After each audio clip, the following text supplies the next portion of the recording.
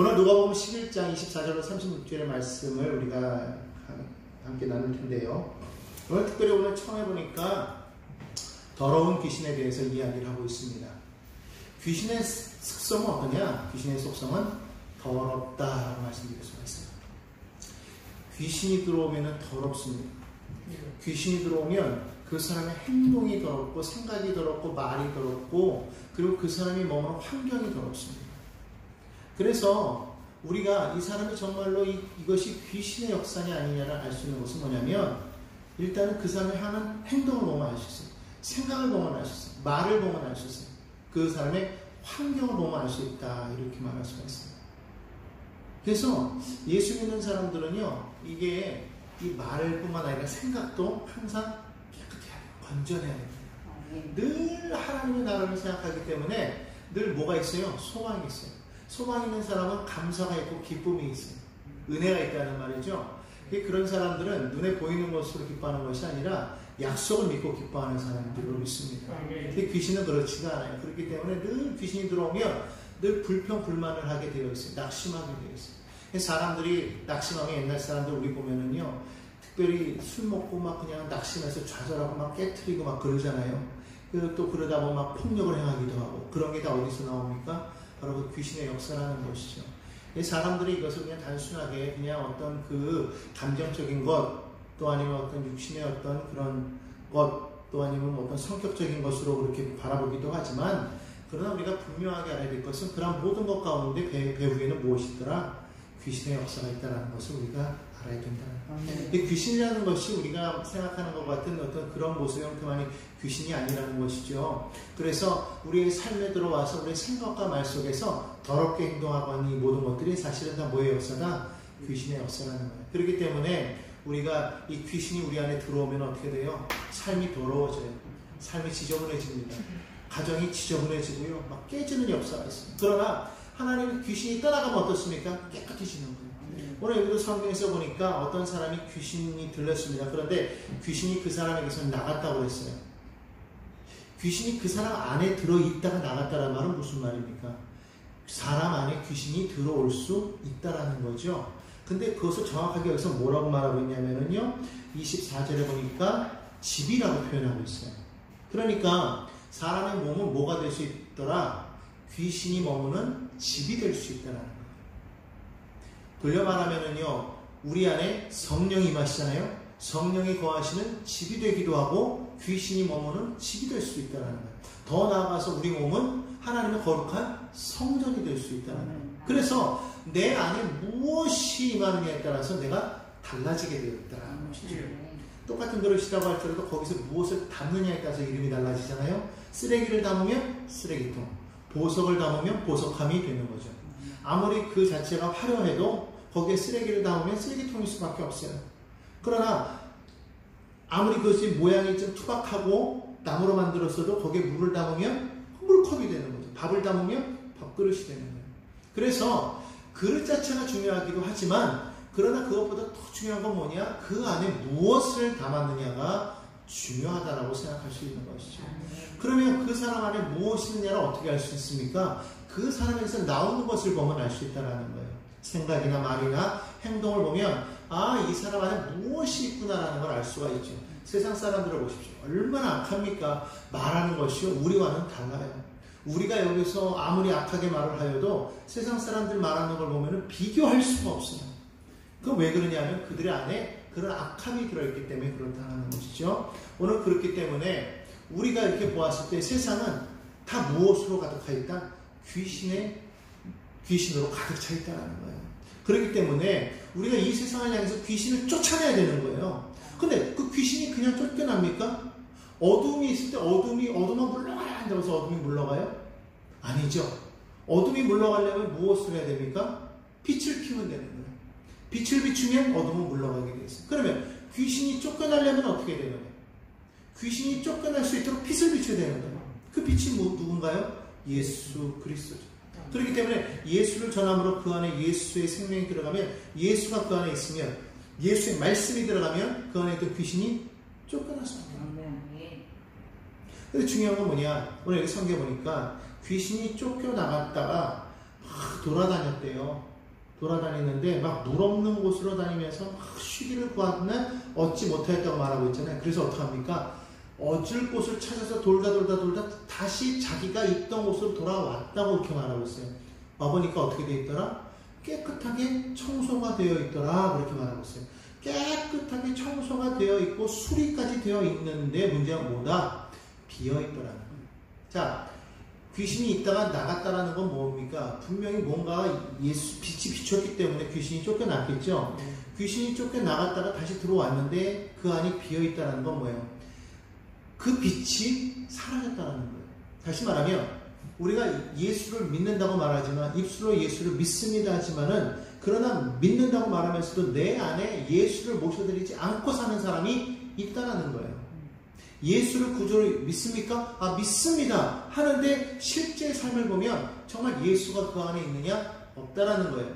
예수의 생명이 보이지 않는다는 것이죠. 말로는 크리스찬이에요. 겉으로는 그리스도인입니다. 그런데 실질적으로는 예수가 없는 삶을 살아간다는 것이죠. 그럴 수가 있다는 것을 보여주고 있어요. 많은 사람들이 그리스도인이라고 해서 다 믿으면 안 되는 거예요. 교회 다닌다고 해서 다 그리스도인이 아니라는 거예요. 정말 그 안에 예수의 흔적이 있어요. 예수의 생명이 있어요. 그 안에 성령이 들어와 있어야만, 다시 말하면 성령이 충만해야만, 귀신이 떠나가야만 그 사람이 진정 그리스도인이라고 말할 수가 있다는 거예요.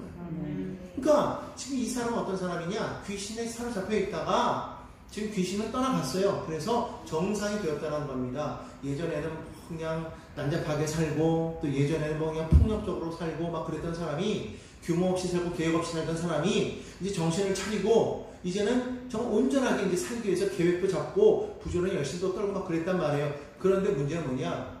비었다라는 거예요. 아니, 비어있어요. 겉만 멀쩡하다라는 것이죠. 그럴 때가 제일 위험하다는 거예요. 그럴 때 오히려 어떤 역사가 나타나냐면 오늘 성경에 보니까 이 귀신이 나갔다가 어떻게 했다고 그래요? 자기보다 더 악한 귀신 7을 데리고 왔대요.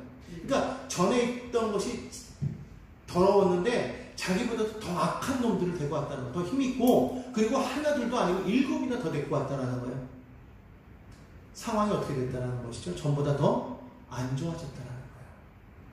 예수 믿기 이전과 예수 믿고 난 이후에 여러분 삶이 바뀌어야 되잖아요. 예수 믿기 이전에 귀신이 잡혀있던 사람이 예수 믿고 난 다음에 귀신이 떠나갔단 말이에요. 예수 믿었으면 그 안에 뭐로 충만해야 된다? 예수로 충만해야 된다. 성령으로 충만해야 된다. 근데 그러지 못하기 때문에 어떤 결과가 나더라? 귀신이 더 와가지고 더 괴롭히는 거예요. 그러니까 어떤 사람이 그래요. 이상하게 예수 믿고 나서 더 안 된대. 예수 믿고 나서 더 뭔가가 안 되고 더 나빠지고 뭐 상황이 막 이렇게 됐다라는 거예요. 그러면서 뭐예요? 불평하고 하나님이 안 계시다라는 거죠. 오히려 불만하는 거예요. 오히려 예수 믿기 전보다도 더 악한 사람이, 어떤 사람은 예수를 믿다가 타락해요. 예수를 믿다가 떠나갑니다. 왜? 하나님이 안 계시다는 거예요. 왜 그러냐? 믿는다고 고백은 했지만 예수를 모셔드리지 못한 거예요. 그럼 그건 끝인 거예요. 그럼 어떻게 되냐? 결국은 귀신이 돌다 집이 소재가 돼서 깨끗해졌어요? 그러면 오히려 귀신이 들어서 더 그 집이 어지럽히게 된다는 거예요. 믿음이 반드시 있으면 뭐가 돼야 된다? 그 안에 성령으로 채워야 된다. 말씀으로 채워야 된다. 그러지 아니하면 결국 어떻게 되더라? 더 악한 귀신에 의해서 삶이 더 이전보다도 더 안 좋은 삶으로 나아갈 수가 있다라는 거예요. 그렇기 때문에 우리가 예수를 믿는다는 것은 단순히 우리가 입술로만 고백하는 것이 우리가 믿는 게 아니에요. 입술로 시인할 뿐만 아니라 그 예수가 내 안에 들어와서 살아야 되더라. 그렇게 말합니다. 자, 그래서 오늘 27절에 보니까 이렇게 말합니다. 자, 말씀하실 때에 한 사람이 말하죠.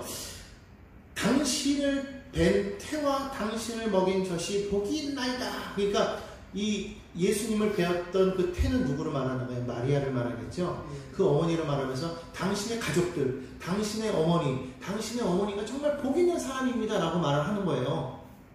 예전에 그 어떤 사람들이 이렇게 와서 예수님 당신의 어머니와 형제 자매들이 와서 지금 당신을 기다립니다 뭐 이렇게 말하니까 예수께서 뭐라고 하세요? 누가 내 모친이고 누가 내 형제냐? 그래서 하나님의 말씀을 따르는 그가 곧 내 형제다 그렇게 말했잖아요. 결국 오늘 여기서도 말씀하시는 게 뭐예요? 어떤 사람이 그 예수를 보면서 그 어머니를 말하죠. 어머니가 정말 복되군요. 근데 오늘 성경에서 예수님이 뭐라고 말씀하시느냐? 아니다라고 말하는 거예요. 뭐라고 말씀하십니까? 28절에 보니까 오히려 하나님의 말씀을 듣고 지키는 자가 복이 있다 그렇게 말씀하고 있어요. 그러니까 우리가 복에 대해서 우리가 정확하게 알아야 되는데 시편 1편 우리가 잘 알지 않습니까? 시편 1편 1절로 3절에 말하기를 뭐라고 말하고 있어요? 복 있는 사람은 악인의 꾀를 듣지 아니하고 오만한 자의 자리에 서지 아니하고 죄인의 길에 서지 아니하고 오만한 자의 자리에 앉지 아니하고 오직 야훼의 율법을 즐거워하여 그 율법을 주야로 묵상하는 자로다. 저는 시냇가의 신문나무가 씨를 쫓아 가시를 맺으며 그 잎사귀가 마르지 않을 것 같으니 그 행사가 형통하리로다. 성경 분명히 그렇게 말씀하고 있단 말이죠. 자, 그러면 하나님의 말씀을 듣고 묵상한다. 그리고 그 말씀대로 행하는 거예요. 왜? 죄인의 길에 서지 않는 거예요. 오만한 자의 자리에 앉지 않는 거예요. 악한 자의 길을 따르지 않는 거예요. 그 꾀를 쫓지 않는 거예요. 결국은 말씀을 읽고 뭐하는 자다? 지키는 자가 복이 있는 자라는 것이죠. 듣기만 해서 복이 있다? 아니라는 거예요. 왜 말씀을 읽는 자라고 말하지 않고 말씀을 듣는 자라고 말하느냐 하면 예수님 당시에는 성경이 흔하지가 않았어요. 당시에는 파피루스라고 해가지고 이것을 이렇게 그 식물들을 이렇게 거기서 이렇게 그 줄기를 모아가지고 엮어가지고 이거를 그 하나의 종이같이 만들어서 이렇게 거기다 막 쓰지 않았습니까? 대나무에도 쓰고 막 그랬는데 사실 이런 것이 만들기가 힘들기도 하지만 고가였단 말이죠. 비쌌어요. 그러니까 이것을 솔직히 또 그리고 지금처럼 인쇄술이 발달해서 뭐 대량으로 만드는 것도 아니었기 때문에 성경이 많을 수가 없어요. 그러니까 이것을 개인이 일일이 소장하기가 쉬웠겠습니까? 어렵죠. 개인이 소장하기가 어렵기 때문에 사실은 그때 당시에 성경을 어떻게 했냐? 즉 회당에 나가야만 예수님 당시에는 회당에 가야만 성경이 있었다는 거예요. 그리고 회당에 갔을 때 거기서 성경을 보기도 거기 이렇게 성경이 묶여서 이걸 보기도 하지만 대체적으로는 회당에서는요 이 성경 말씀을 그 리더자가 그것을 읽어줬단 말이죠. 그러면 사람들은 그것을 뭐 했다는 거죠? 들었다는 거예요. 그러니까 성경에서도 자세히 보면 신명기에서도 들으라 그렇게 말하고 있잖아요. 왜 읽어라 말하지 않고 들으라 그랬냐면 그런 이유 때문에 그런 것이고, 그러나 요한계시록에 보면 뭐라고 말하고 있습니까? 1장 3절에 보면 이 예언의 말씀을 읽는 자와 듣는 자들에 대해서 말하고 있거든요. 다시 말하면 말씀을 듣든지 읽든지 해야 된다는 것이죠. 그런데 그들이 어떻게 하는 자가 복이 있다고 말하고 있냐면 1장 3절에 보니까 그 가운데 기록한 것을 지키는 자가 복이 있다. 요한이란 말이에요. 요한계시록에서. 그러니까 결국 누가도 마찬가지지만 요한도 말씀을 읽고 듣는 자가 복이 있는 것이 아니라 읽고 들은 다음에 뭐하는 자가 그것을 그대로 지키는 자가 복이 있더라 라고 말을 했다는 거예요. 오늘날 진짜로 복이 있는 사람은 어떤 사람이냐? 말씀대로 순종하며 살아가는 사람이라는 것이죠. 말씀대로 행하지 않기 때문에 복이 없다라는 거예요. 왜 우리가 예수 믿는데도 복을 받지 못합니까? 라고 말을 합니다. 그런 사람도 왜 그럴까요? 말씀을 듣지도 않고 읽지도 않기 때문에 그렇다라는 거예요. 더군다나 그러면 말씀을 읽고 듣기만 하면 그런 복이 되느냐? 그게 아니라는 것이죠. 오늘 성경이 뭐라고 말하고 있느냐? 말씀을 안 읽는 것, 안 듣는 것보다야 읽는 것, 듣는 게 좋겠지만 그러나 그것으로 다가 아니라는 거예요. 지켜라 이거예요. 지켜야만 복이 있다라고 성경은 말씀하고 있다는 겁니다. 그게 뭡니까? 다시 말하면 순종하라 이거예요. 내 생활 가운데, 삶 가운데에서 순종하는 그러한 삶을 살라라는 것이죠. 결국 말씀을 들었는데도 불구하고 들었다라는 것은 결국 지켜야 된다, 순종해야 된다는 뜻이 있지 않습니까? 말씀을 들었는데도 불구하고 안 들으면 뭐라고 그래? 우리 옛날에 그런 말 많이 하잖아요. 아이들한테 뭐라고 말하면은 아이들이 안 들으면 뭐라고 그래요? 야, 너는 왜 말을 듣지 않니? 그러잖아요. 분명히 말을 들었어요. 네 하고 들었는데 행하지 않으니까 부모는 뭐라고 그래요? 너 왜 말을 듣지 않아? 이러잖아요. 그 말을 듣지 않았다는 그 의미에는 뭐가 있는 거예요? 왜 말을 들었으면 그대로 행하지 않니? 이 말이 담겨 있는 것이죠. 결국 우리가 하나님의 말씀을 들었다고 말하지만 예배 시간에 와서 설교 듣습니다. 오늘날에는요 방송 이 미디어가 얼마나 잘 되어 있는지요. TV를 틀면 설교가 나오고요, 라디오를 틀면 설교가 나오고요, 심지어 핸드폰만 들어도 설교가요 뭐 골라서 들을 수가 있어요. 근데 문제는 뭐냐? 그렇게 듣는데도 불구하고 왜 세상이 변하지 않을까요? 왜 그렇게 하나님의 말씀이 수도 없이 들려지는데도 불구하고 왜 바뀌는 게 없을까요? 그거는 말씀의 능력이 없기 때문이 아니라 말씀을 들었는데 그것을 행동하지 않았기 때문에, 지키지 않았기 때문에. 오늘 많은 사람들이 말씀을 듣지 않기 때문에 문제가 생기는 거지만, 또 듣고도 그대로 지키지 않기 때문에 사실은 변함이 없다라는 것이죠. 변화가 없다라는 거예요. 오늘 여러분들이요, 말씀을 듣기를 사모해야 되는 거예요. 예전에는요, 성경이 없었기 때문에 말씀을 읽고 듣는 게 얼마나 어려웠습니까? 근데 오늘 보십시오. 오늘날에는 집에 가면은요, 다 성경이 있어요. 심지어 가족들마다 성경이 있어요. 엄마 성경이 있고, 아빠 성경이 있고, 아들 성경이 있고, 딸 성경이 있고, 다 성경 갖고 있지 않습니까? 심지어 어떤 분들은요, 성경을 몇 권씩 갖고 있어요. 그럼에도 불구하고 안 읽어요. 집에 가면 성경이 먼지가 그렇게 쌓여 있습니다. 그러니까 오늘 이 성경이 그렇게 흔함에도 불구하고 안 읽는 이유가 뭘까요? 믿음이 없기 때문이에요. 결국은 말씀을 듣지도 않고 읽지도 않는 건 뭐예요? 믿음이 없기 때문에. 우리가 왜 예배 자리에 나오지 않느냐? 믿음이 없기 때문에 그렇다는 거예요. 오늘 우리는요, 정말로 진짜 복이 뭐냐면, 일단 들어야 되고, 들은 다음에는 순종해야 되는데, 하나님을 진정으로 믿지 못하기 때문에 순종이 안 나와요. 오늘 우리는 믿고 듣고 순종하는 사람이 되어야 될 줄로 믿습니다. 자, 이제 29절로 넘어갑니다. 오늘 여기 성경에 보니까 무리가 모여 있을 때 예수께서 말씀하시는 게 있어요. 이 세대는 악한 세대라 표적을 구하되, 그렇게 말합니다. 사람들이 모여서요, 예수님께 뭘 구했냐면 기적을 구했다는 거예요. 표적을 구했다는 거예요. 자꾸 표적을 구합니다. 표적. 뭔가를 봐야 믿겠다는 거예요. 정말 당신이 메시아입니까? 그럼 메시아라는 증거를 보여주십시오. 이렇게 말하는 거예요. 자, 그런데 오늘 예수님께서 그걸 듣고 나서 말씀하시기를 이 세대가 악한 세대다, 그렇게 말했다는 거예요. 왜 그랬을까요? 아니, 표적을 구하는 게 뭐가 잘못돼서? 실제로 이 사람들이 표적을 구하는데 표적만 구했다는 거예요. 근데 그 안에 내면에 뭐가 있냐면요, 이것을 시험하고자 하는 그런 마음이 있었다는 거예요. 예수를 믿고 그걸 보여줬을 때, 아, 정말 그렇군요 하고 믿으려고 하는 것이 아니라 그걸 트집을 잡기 위함이었다는 거죠. 안 보여주면 안 믿어, 이거예요. 그런데 예수님께서 말씀하신 게 뭡니까? 내가 너에게 보여줄 것은 요나의 표적밖에 보일 것이 없다라고 그렇게 말하면서 이 세대가 악한 세대다라고 말합니다. 다시 말하면 이 세대는 어떤 세대다? 하나님의 말씀을, 그 언약을 믿고자 하는 그런 마음이 없다라는 거예요. 그냥 호기심만 가득하다는 거예요. 예수가 정말 메시아냐 이거예요. 당신이 정말 메시아냐 이거예요. 한번 표적을 보여봐라. 근데 마태복음에 보면은 이런 말씀에 대해서 뭐라고 말하고 있냐면요, 이 12장 39절에 보니까 악하고 음란한 세대다, 그렇게 말하고 있어요. 그러니까 표적을 구하는 세대는 어떤 세대냐면 악하고 음란한 세대. 악하고 음란한 세대가 표적을 구한대요.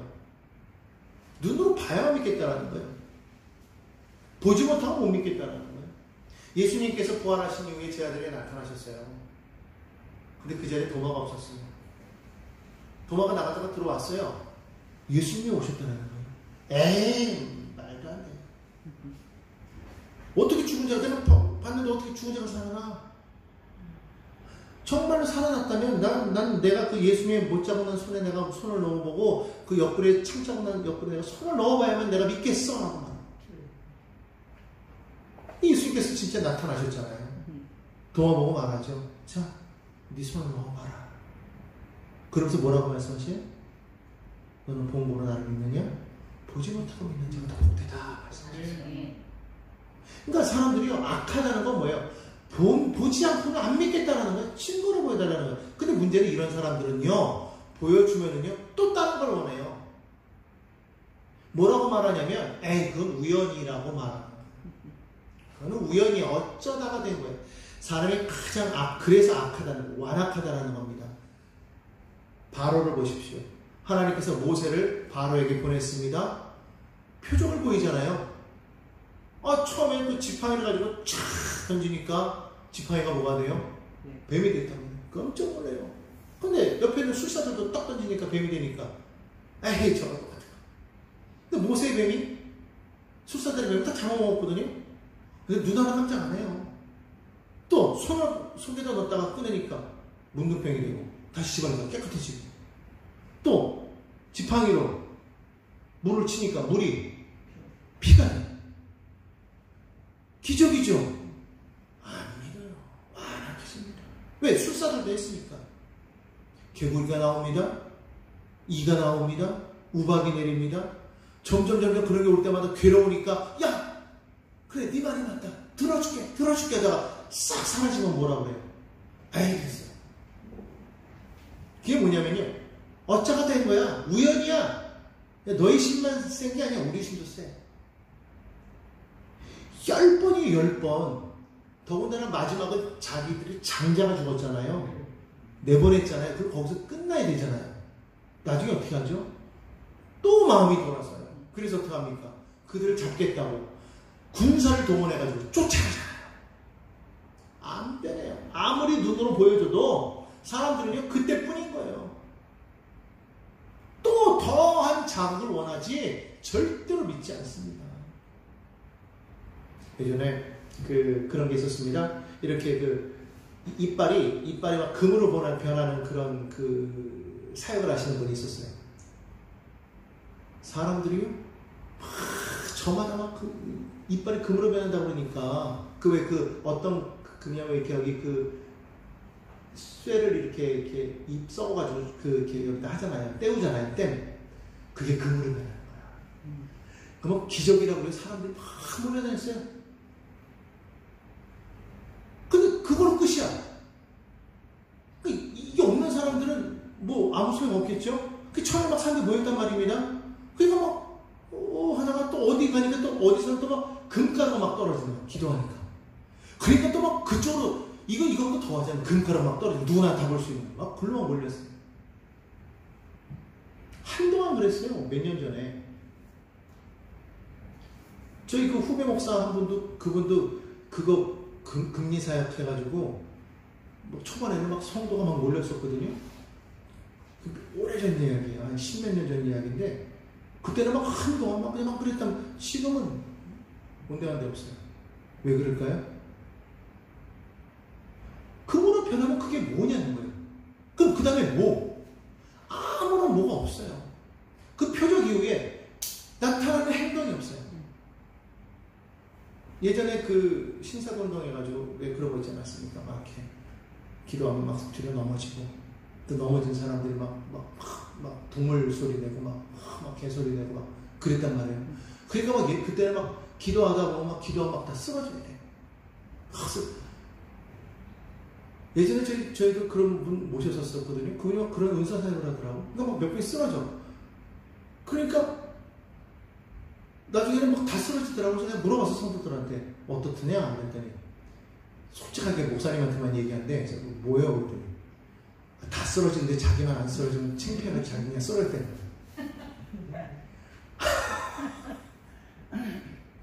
그러니까 쓰러져서 뭐가 바뀌었느냐? 바뀐 게 없어요. 그럼 그게 뭐냐는 거예요. 성령이 임했다는 건요. 예전에는 성령의 사람이 아니었는데 이제 성령의 사람이 바뀌어야 된다는 거예요. 그게 안 나타나면 아무것도 아닌 거죠. 근데 사람들은 계속 나타나는 그 외적인 표정만 보고 와. 그러니까 뭐 어디서 뭐 병 고침이 났다 그러면 그건 당연히 하나님이 당연히 행하실 일인데 누가 뭐 했다 그러면 거기로 우와. 그럼 병 고친 다음에 그 사람의 삶이 바뀌었느냐를 봐야 되거든요. 예를 들어서 정말 이렇게 어디가 망가져가지고 아파가지고 뭐 저는 제가 말씀드렸지만 혹이 났어 들어갔어. 그럼 어떻게 돼요? 하나님 앞에 감사해서 주를 섬겨야 되잖아요. 놀러 다녀요. 다리가 치료받았어요. 주일날 교회로 오는 게 아니라 산으로 가요. 자 그러면 이게 정말 하나님의 은혜냐 이거예요? 아니거든요. 성경에 보면 예수님께 치료받은 사람들 다 어땠습니까? 치료받자마자 다 예수를 쫓았다고 했어요. 예수를 쫓았어요. 주님께서 오히려 막으시잖아요. 너 이렇게 된 거 이야기하지 마. 조용. 근데 그 사람이 어떻게 그래요? 다니면서 그가 메시아다, 그가 나를 고쳤다, 뭐 막 그러면 막 사방에 막 알리잖아요. 바뀌어야 돼요. 전하는 사람이 돼야 되거든요. 근데 그러지 못하는 거예요. 그러니까 그 표정만으로 아무것도, 예수님께서도 말씀하시는 거예요. 도대체 표정 말하는데 내가 볼 것은 요나의 표정밖에 없다. 그럼 요나의 표정이 뭐냐 이거예요. 성경에서 예수께서 말씀하신 건 뭡니까? 요나가 물고기 뱃속에 사흘 동안 있었던 것처럼 인자도 땅속에 사흘 동안 있을 것이다. 결국 그것을 무엇을 표시한다고 그랬습니까? 그의 죽으심을 말씀하시는 것이다. 즉 십자가에 달려서 그가 사흘 동안 땅에 묻히셨다가 부활하실 것을 얘기하신 것이다. 그것을 보여줄 것밖에 없다라는 거예요. 그거밖에 더 있습니까? 예수님이 죽으셨다가 살아나시는 그게 가장 큰 표적이겠죠. 결국은 그런 부활의 역사가 나타나야 되는데 결국 그것이 없었다라는 거예요. 결국 예수께서 말씀하실 때 뭐라고 말씀하시냐면, 자 봐라, 요나가 정말 가기 싫었는데도 불구하고 겨우겨우 그렇게 물고기 뱃속에서 다시 나와서 그가 니느웨에 갔을 때 그는 어떻게 말했습니까? 그냥 그 나라가 구원받기를 원하지 않는 마음으로 전했어요. 그렇잖아요. 그 나라가 구원받고자 하는 마음으로 전한 게 아니라 도망갔던 사람 아닙니까? 거기가 멸망당하기를. 그랬기 때문에 그가 그 전할 때 좋은 마음으로 전했겠습니까? 그러나 어쨌든 전했단 말이죠. 그러고 나서는 그가 언덕에 올라가서 뭐 한 거예요? 자, 어떻게 되나 보자 그랬다는 거예요. 그 마음에 뭐가 있었냐면요, 전했지만 망하기를 원했다는 거예요. 망했습니까? 안 망했어요. 왜? 니느웨 사람들이요, 그 요나의 그러한 마음으로 전한 그 복음에도요, 그들이 애통하고 회개하면서 뒤집어졌다라는 거예요. 이게 참 신기한 거 아닙니까? 요나와 같은 마음으로 전해도요, 그 말을 들은 사람이 어떻게 받아들이냐에 따라서 심장을 찢고 회개하는 거예요. 왕으로부터 저 밑바닥에 이렇게, 심지어는 짐승들도 금식시키잖아요.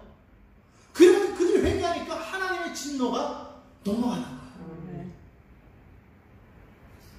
아니, 요나 같은 사람이 전에도 뒤집어지는데, 그 악한 니느웨 성 사람들이 너희는 하나님의 아들인 내가 지금 너에게 이 말을 전하는데도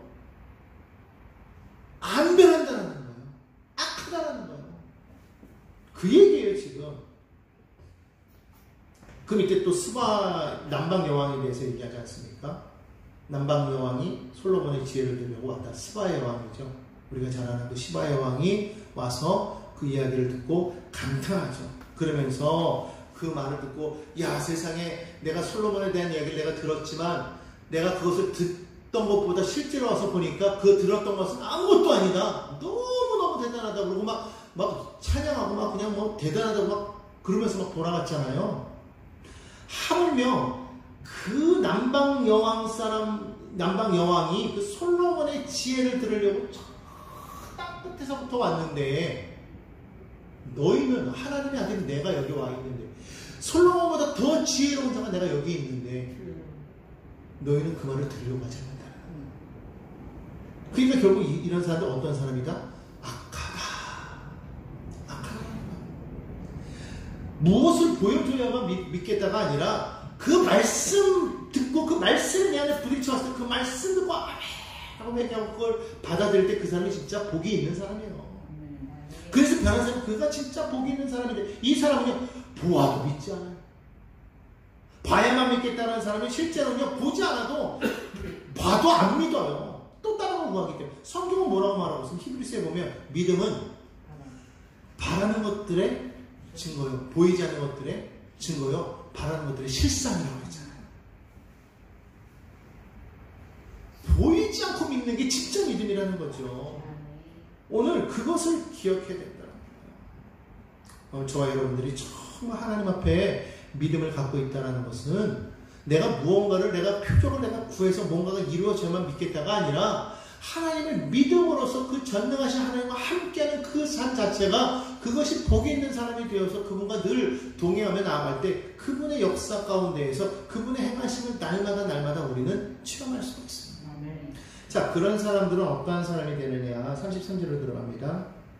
누구든지 등불을 켜서 움속이나 마루에 두지 않고 등경 위에 둔다, 그렇게 말하고 있어요. 이거 다 아는 얘기죠. 누구든지라고 말했으니까 아무리 어리석은 자라고 할지라도 등불을 이거를 이렇게 등경 위에다 이렇게 올려놓고서 이렇게 사람들이 들어올 수 있도록 이렇게 하지, 이것을 움이라고 이렇게 왜 이렇게 뭐 밀집이나 이렇게 뭐 이렇게 창고같이 이렇게 숨겨놓은 그 더미 같은 데 있지 않습니까? 그 안쪽에다 이거를 이불 속에다 이렇게 등자를 집어넣으면 그게 무슨 소용이 있겠어요, 그죠? 그런데 둔다든지, 아니면 그걸 뚜껑 있는 그릇을 이렇게 덮어버려. 그러면 뭐 붕티가 많아져. 그렇지 않겠습니까? 누구라도, 어린아이라도 당연히 등잔이 있으면 그걸 위에다 이렇게 올려서 빛을 비추게 하지 않겠느냐. 그렇다면 너희 안에 성령이 임하여 있고 너희가 정말로 하나님의 백성이라면 예수 그리스도, 빛 대신 예수 그리스도가 우리 안에 있을 때 그것을 우리가 뭐 해야 된다는 거예요? 비추는 역할을 해야 되지 않겠나요? 그것을 감당하지 못하는 거예요. 빛의 역할을 감당하지 못하는 거예요.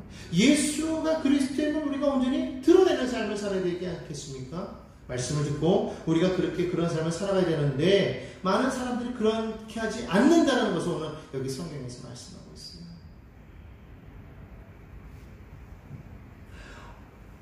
누구든지 등불을 켜서 움속이나 마라리 두지 않고 등경 위에 등하니 이는 들어가는 자로 그 빛을 보게 하려 함이라. 다시 말하면 우리가 그것을 하는 이유는 뭐냐면 그 빛을 바라보고 많은 사람들이 그 빛 가운데로 나아오게 하는 거예요.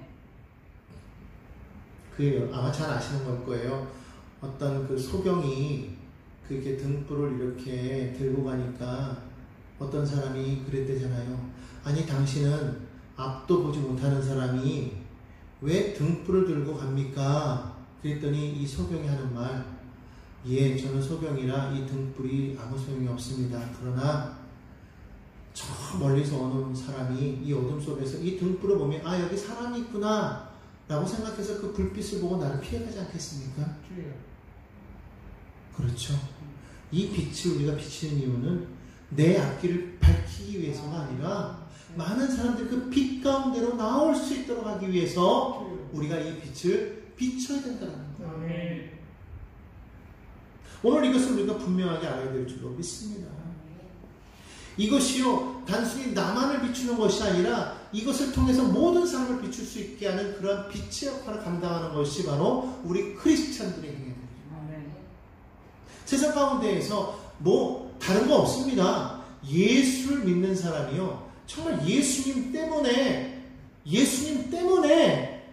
정말 그 빛의 역할을 감당하는 그런 사람이 됩니다. 그러지 못하고 정말 우리 안에 빛이 꺼져버리면 결국 우리도 어두워지고 다 어두워지는 거죠.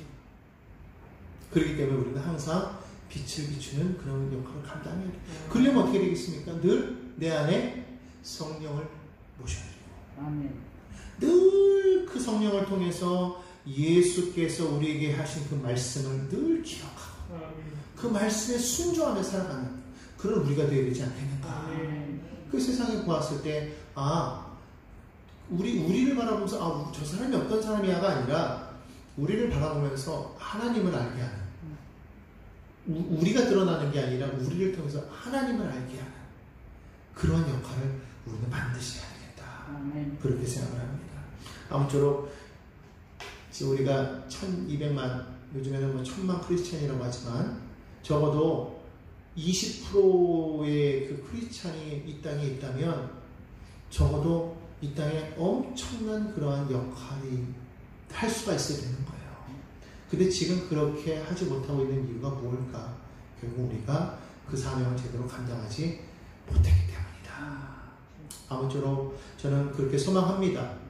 우리 교회에 있는 모든 성도 한 사람 한 사람이 정말 성령으로 충만해서 내 안에 언약의 말씀으로 채우고 그래서 그것을 온전히 밝히 비춤으로 예수가 정말 참으로 하나님의 아들이신 예수가 우리의 구원자임을 온전히 증거할 수 있는 그런 삶을 살 때 정말 이 땅이 회복되어지고 변화되는 역사가 있을 것이다. 분명하게 믿습니다.